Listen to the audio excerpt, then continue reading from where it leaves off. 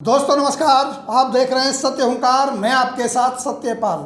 आज एक और विशेष विषय पर मैं आपके साथ चर्चा करने के लिए तैयार हूं।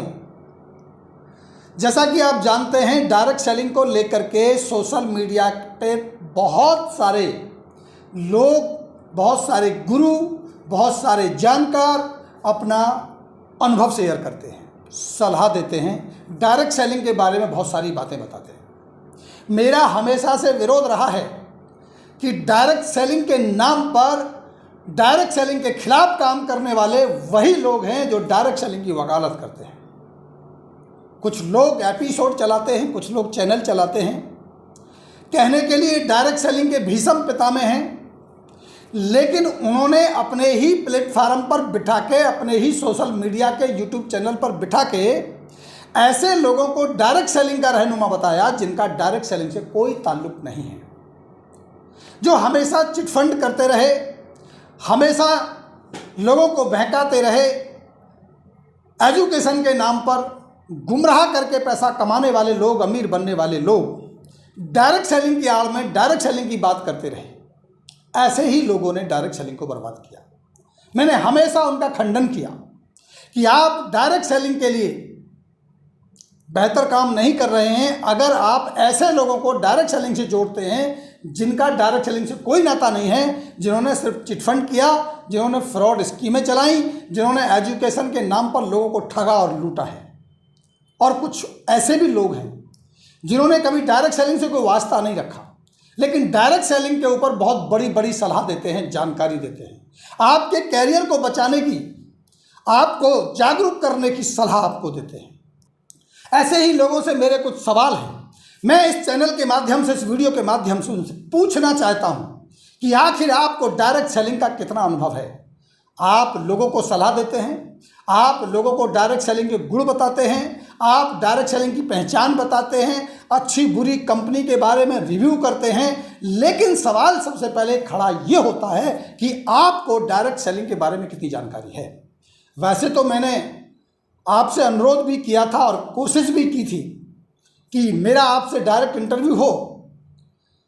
जनता ने जो आपसे सवाल पूछे हैं मेरे माध्यम से, उनको मैं आपसे पूछूं और आप उनके जवाब दे सकें।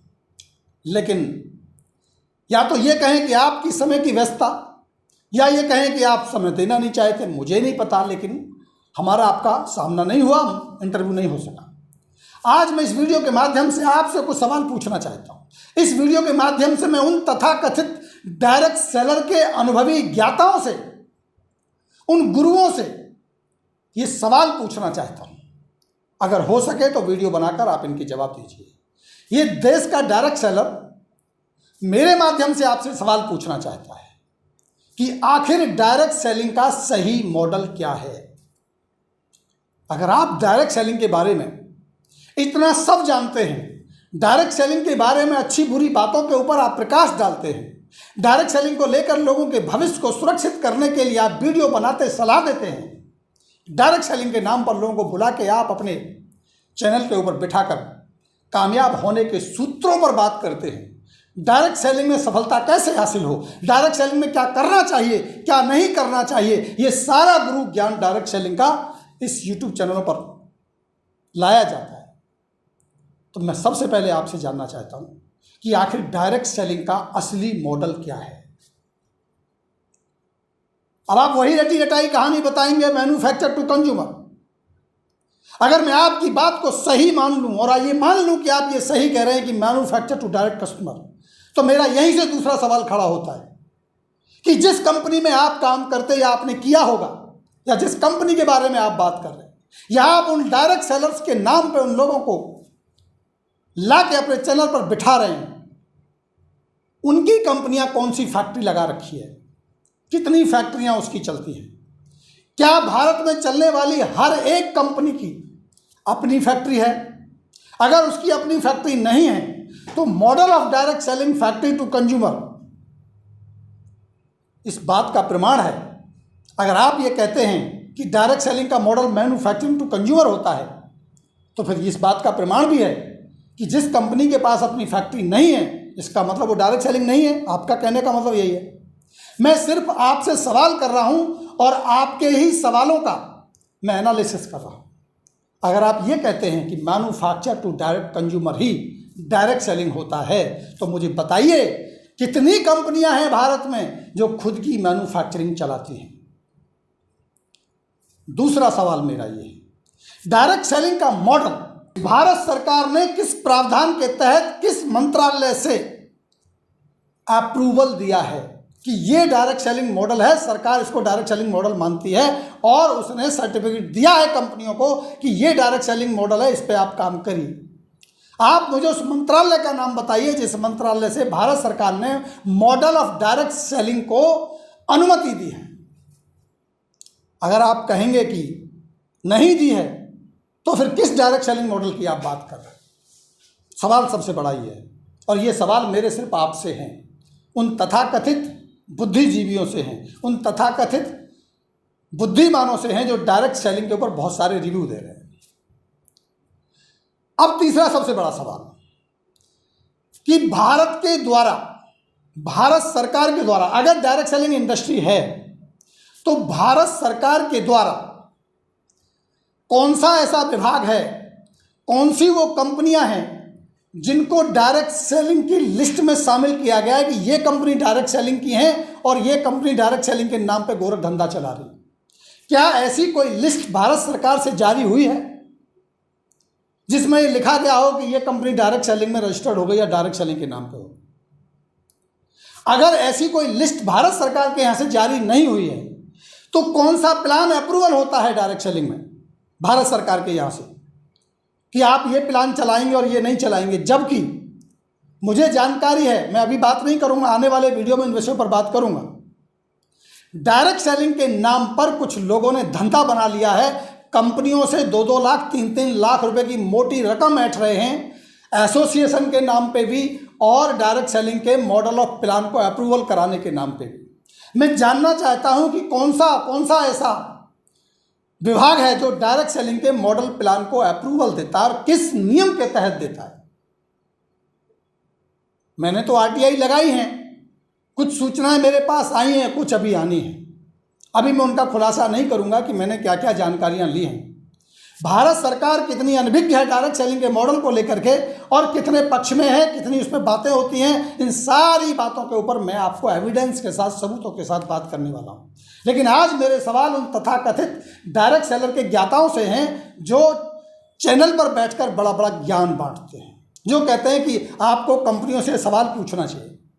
विशेषकर मैं चौहान साहब आपसे बात कर रहा हूं कि आपने बार बार एक वीडियो दे रहे हैं आप कि आप कंपनियों को मेल लिखिए और उनसे पूछिए कि आपका प्लान लीगल है कि नहीं है, आपका जो पे आउट है वो लीगल दिया जा रहा नहीं दिया जा रहा है। ऐसे भ्रम फैलाकर लोगों से आप ये करें, जब तक कंपनियां आपको लिख के ना दें आप काम बंद कर दीजिए। मैं इन सारे रिव्यू में बाद में कर लूँगा, ये बात मेरे बाद में आएंगे, आपसे बात करूँगा इन विषयों पर भी, क्योंकि मैंने आपसे समय मांगा था जिस पर मुझे सीधा आपसे बात करनी थी। इन बातों से होता क्या है, सीधा सीधा डायरेक्ट सेलिंग करने वाले भ्रमित होते हैं, जो ना समझ हैं, नए आए होते हैं डायरेक्ट सेलिंग, वो भ्रमित हो जाते हैं और आप ये भूल जाते हैं कि कई लोगों की जिंदगी आपके एक शब्द से खराब हो सकती है। जो व्यक्ति डायरेक्ट सेलिंग की तरफ बढ़ रहा है, आस्था उसकी बन रही है, उसकी आस्था को खंडित होने का काम हो जाता है। डायरेक्ट सेलिंग की विचारधारा कच्चे धागे की तरह है, 1 मिनट में उसके फेवर में उसके विचार चले जाते हैं और हल्का सा अगर उसे कोई गलत बात कह देता है तो उसके खिलाफ हो जाता है। और यही दुर्भाग्य देश का रहा है। 25 सालों में डायरेक्ट सेलिंग की जो हालत है वो इन्हीं कारणों की वजह से है। तो अगला सवाल लेता हूं कि आप बताइए मुझे वो लिस्ट जिसमें भारत सरकार ने डायरेक्ट सेलिंग कंपनियों की लिस्ट जारी की हो कि ये डायरेक्ट सेलिंग कंपनियां हैं, उसको जरूर आप बताइएगा। कौन सा विभाग है, कहां से वो लिस्ट मिलती है। और मैं याद दिला दूं, उस लिस्ट के बारे में बात मत कीजिएगा जो गूगल पर दिखाई जाती है 400-450 लोगों की, वो फर्जी वेबसाइट है, गलत लिस्ट है, वो किसी भी विभाग से वो लिस्ट प्रमाणित नहीं है। लेकिन दुर्भाग्य की बात यह है कि आज तक रैंकिंग के नाम पर बड़े बड़े लीडर उस लिस्ट का इस्तेमाल करते हैं, कहते हैं देखो हमारी कंपनी का रैंक आ गया, हमारी कंपनी इस लेवल पे आ गई। 400 कंपनियों की ये लिस्ट है, इसमें ये हमने मिनिस्ट्री से निकाली है, कंज्यूमर अफेयर से निकाली है, कोई कहता है मैंने इनकम टैक्स से निकाली है। और उसी के नीचे आप उसे सर्च कीजिएगा, लिखा हुआ है कि कुछ पैसे वो लोग मांगते हैं और आपको रैंकिंग देते हैं। यहाँ रैंकिंग देने का धंधा भी, गोरख धंधा बहुत तेज़ी से चल रहा है। बहुत सारी विस्तृत बातें हैं, बहुत सारी बातें अभी हमें करनी है इसके ऊपर, और मैं उन पहलुओं पर आपका ध्यान आकर्षित करूंगा जिससे डायरेक्ट सेलिंग बर्बाद और बदनाम हो रही है। सवाल सबसे बड़ा ये है मैं आपसे जानना चाहता हूं कि क्या आप डायरेक्ट सेलिंग को अच्छी इंडस्ट्री मानते हैं या बुरी इंडस्ट्री मानते हैं? यकीनन मुझे भरोसा है कि आप कहेंगे, या जो मेरे दर्शक हैं वो भी यही कहेंगे कि डायरेक्ट सेलिंग अच्छी इंडस्ट्री है, तो डायरेक्ट सेलिंग को अच्छी इंडस्ट्री मानते होंगे। अगर आप डायरेक्ट सेलिंग को अच्छी इंडस्ट्री मानते हैं तो आप मुझे सवाल का जवाब दीजिए कि आखिर आप उस डायरेक्ट सेलिंग का हिस्सा क्यों नहीं हैं। विषय ये नहीं है कि आप डायरेक्ट डिस्ट्रीब्यूटर हैं, विषय ये नहीं है कि आप किसी कंपनी के डायरेक्टर हैं, विषय ये नहीं है कि आप डायरेक्ट सेलिंग कंपनी के सप्लायर हैं, विषय ये नहीं है कि आप डायरेक्ट सेलिंग में एजुकेशन दे रहे हैं, लोगों को ट्रेनिंग दे रहे हैं, लेकिन डायरेक्ट इनडायरेक्ट आप डायरेक्ट सेलिंग इंडस्ट्री का हिस्सा क्यों नहीं हैं। अगर डायरेक्ट सेलिंग इंडस्ट्री बहुत बेहतरीन इंडस्ट्री है तो सबसे पहले आपको इस बात का प्रमाण देना चाहिए कि आप भी डायरेक्ट सेलिंग का हिस्सा हैं। फिर क्यों आप दूसरी स्कीमों में जाके लोगों को पैसे कमाने के गुरु ज्ञान सिखाते हैं? फिर क्यों आप चिट फंड के बारे में बात करते हैं? फिर क्यों आप मनी सर्कुलेशन के बारे में बात करते हैं? फिर क्यों आप अलग करेंसियों के बारे में, बिटकॉइन के बारे में या दूसरी करेंसियों के बारे में बात करते हैं? अगर ये इंडस्ट्री अच्छी है तो सबसे पहले आपको इस इंडस्ट्री का हिस्सा होना चाहिए। अगला सवाल यह है कि पिरामिड और ट्रेडिंग में क्या अंतर है। पिरामिड की जो कहानी आप बता रहे हैं कि देखो दो जोड़ो, दो के नीचे दो जोड़ो, तो ये पिरामिड कहलाता है और ये वैन है। तो मुझे बताइए कि ट्रेडिंग क्या है, ट्रेडिशनल क्या है? क्या ट्रेडिशनल में दो के नीचे दो नहीं जोड़े जाते? क्या हमारा जन्म पिरामिड नहीं है? अगर मैं ट्रेडिशनल बिजनेस की बात करूं तो एक फैक्ट्री होती है, फैक्ट्री के पूरे इंडिया में 4-5 बड़े डिस्ट्रीब्यूटर C&F बनाए जाते हैं और वो C&F अपने जाके होलसेलर बनाते हैं, होलसेलर अपने जाते हैं तो अपने ज़िलों में या अपने शहरों में जाके डिस्ट्रीब्यूटर बनाते हैं और वही डिस्ट्रीब्यूटर जाके अपने अपने रिटेलर तैयार करते हैं और रिटेलर जाके नीचे अपने कस्टमर तैयार करता है, वो अपने कस्टमरों को जोड़ता है और सामान कस्टमर तक चला जाता है। क्या ये नेटवर्क नहीं है? क्या ये पिरामिड नहीं है? अगर आप उस पिरामिड की बात कर रहे हैं तो दोस्त मुझे चाहिए आपसे कि पिरामिड और ट्रेडिशनल में डिफरेंस क्या है, आप इसके बारे में जरूर चर्चा कीजिए। और अगर मेरे से सवाल करेंगे तो मेरे सामने बैठिए, हम इस पर डिस्कस करेंगे और फिर मैं आपको बताऊंगा कि वास्तविकता क्या है। मैं बताऊंगा वास्तविक डायरेक्ट सेलिंग मॉडल क्या है। जितने सवाल मैंने उठाए हैं इन सभी के जवाब मैं आपको बखूबी दूंगा। मैं आपको बताऊंगा कि डायरेक्ट सेलिंग मॉडल की स्थापना कैसे हुई। मैं बताऊंगा आपको कि डायरेक्ट सेलिंग मॉडल को लेकर भारत की सरकारें किस तरह से अनभिज्ञ हैं। लेकिन इसका मतलब ये नहीं है कि अगर सरकारें अनभिज्ञ हैं, अगर सरकारों के यहाँ से कोई भी रजिस्ट्रेशन करने का ऐसा प्रावधान नहीं बनाए तो ये लीगल हो जाएगा, ऐसा नहीं। अगला सवाल मैं आपसे लेता हूं कि आपने जो वीडियो बनाया, जिस वीडियो में आपने कुछ बातें बोली, क्या आपने वो बातें आवेशित होकर बोल दी, गलत बोल दी, या आप उन बातों पर अड़े हैं जो आपने वीडियो में बोले? मैं वो वीडियो अनकट आपको सुनाऊंगा, थोड़ा सा छोटा वीडियो आपको सुनाऊंगा, आप उस पर सफाई दे सकते हैं कि आपने जो ये बातें बोली ये गंभीरता से बोली, आपके मुंह से निकल गई, इसके लिए आप माफ़ी मांगेंगे, इस गलती को आप मानेंगे, या ये माना जाए कि आप केवल और केवल डायरेक्ट सेलर्स को बहकाने के लिए झूठ बोलते हैं।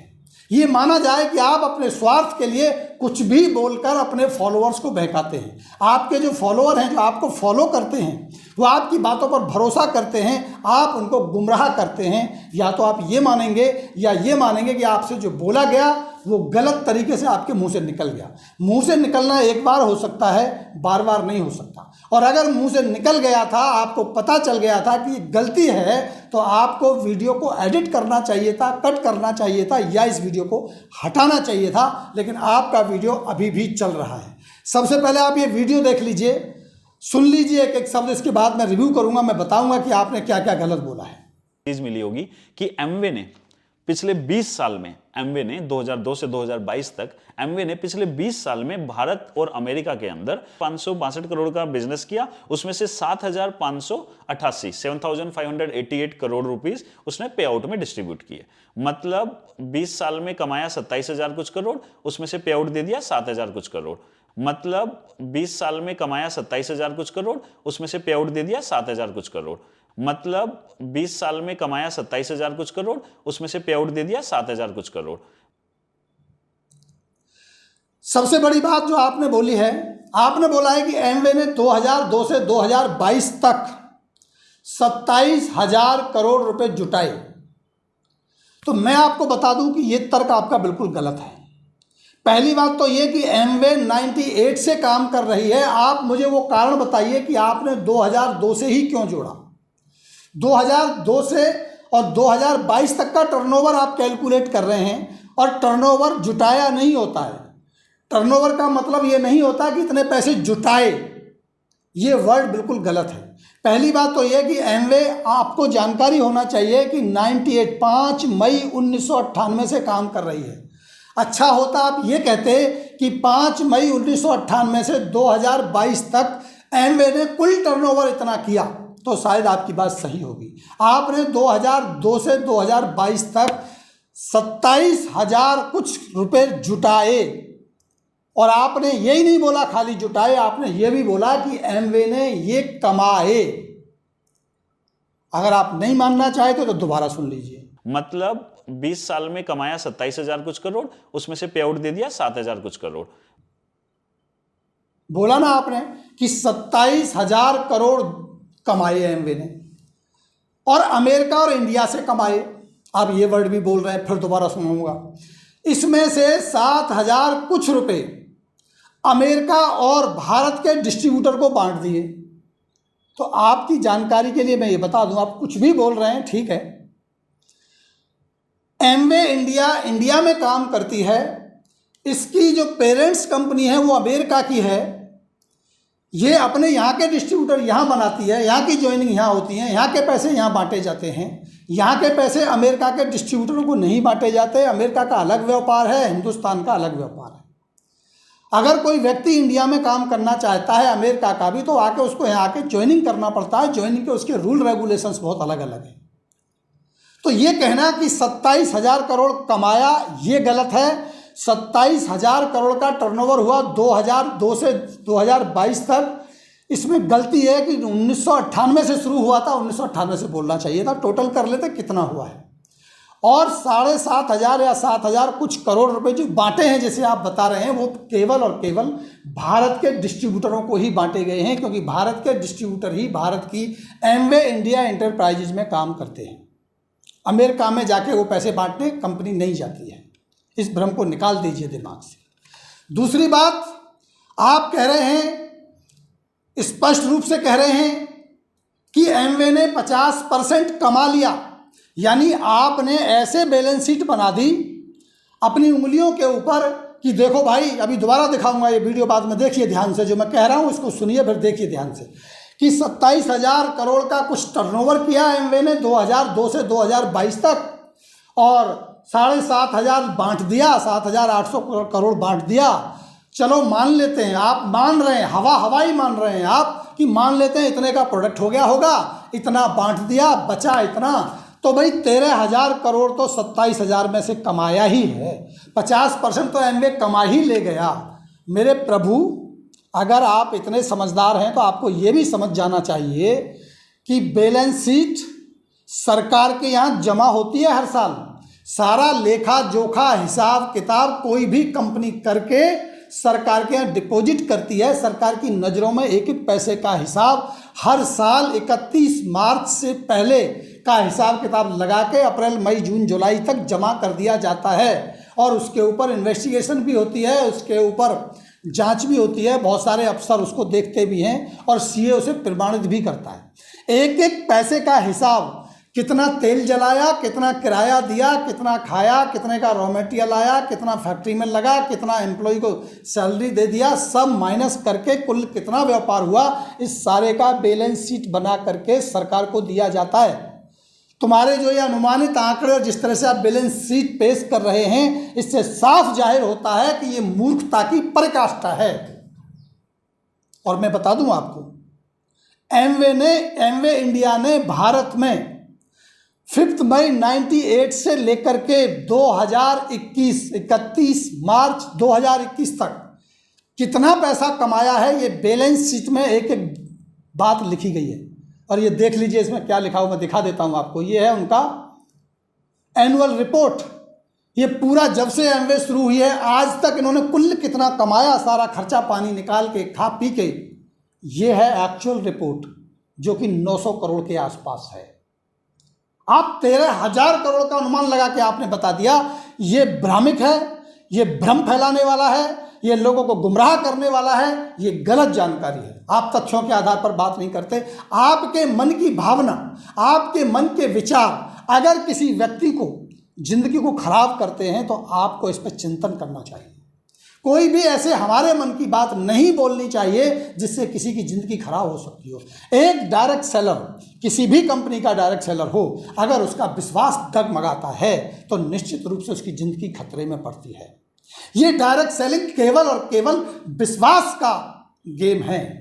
जिसको आत्मविश्वास अपनी सफलता के ऊपर आ जाता है वो माध्यम लेकर के डायरेक्ट सेलिंग का सफल हो जाता है।